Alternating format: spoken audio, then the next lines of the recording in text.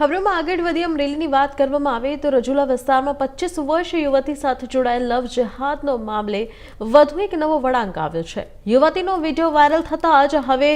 યુવતીના પિતા દ્વારા સોશિયલ મીડિયા ઉપર એક ભાવુક અપીલ કરતો વિડીયો સામે આવ્યો છે। યુવતીના પિતા નેહા પરમારને સંબોધીને કહ્યું છે કે તું મારી વિરુદ્ધ જે બોલી રહી છે તે સાચું નથી, તું વહેલી તકે ઘરે પરત આવી જા। તેમણે વધુમાં કહ્યું કે તેઓ કોઈક વિવાદ કે ચર્ચા નથી ઈચ્છતા અને દીકરી સુરક્ષિત રીતે પરત આવી જાય એ જ તેમની એકમાત્ર ઈચ્છા છે। પિતાએ વિડીયોમાં આક્ષેપ કર્યો છે કે તેમની દીકરી ભ્રમિત થઈ ગઈ છે અને સમજણના અભાવે આવી વાતો કરી રહી છે। સાથે જ તેમણે પોલીસ પ્રશાસન અને સમાજના આગેવાનોથી અપીલ કરી છે કે તેમની દીકરીને પરત લાવવામાં મદદ કરે અને આ સમગ્ર મામલો સોશિયલ મીડિયા પર ભારે ચર્ચાનો વિષય પણ બન્યો છે,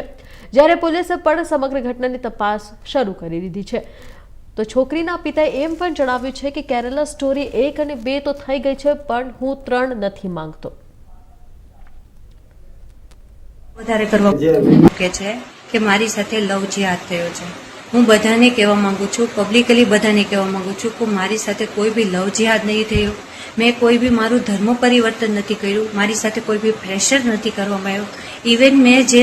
મેરેજ રજિસ્ટર કરાવ્યા છે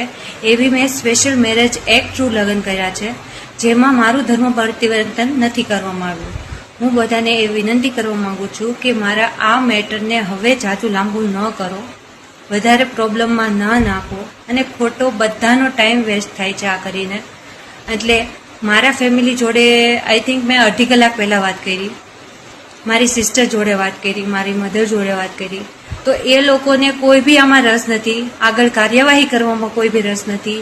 અને એમને બી જણાવી મને દીધું છે કે તું તારા રસ્તે, અમે અમારા રસ્તે।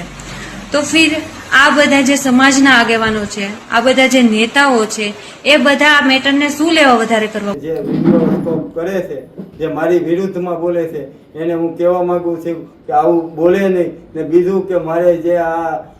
આ જે લવ જેહાદનો ભોગ બનેલી છે એવું એ ન બન ને તું પાછી વહી આય ને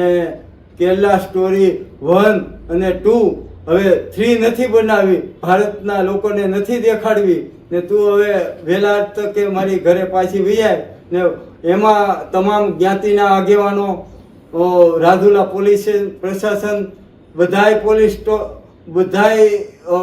સમાજના આગેવાનો ને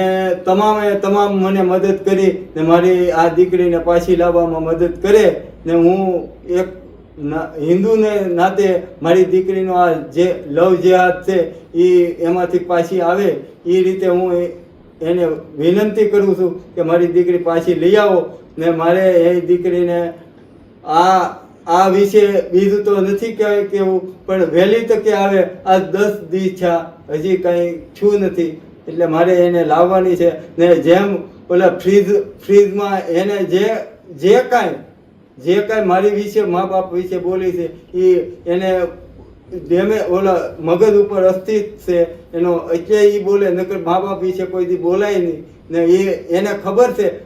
નથી ખબર પડતી એવી છે, હાવ અણસમજુ ને હાવ નાદાન બુદ્ધિની દીકરી છે એમ પાછી કે છે કે મારી સાથે લવ જેહાદ થયો છે। હું બધાને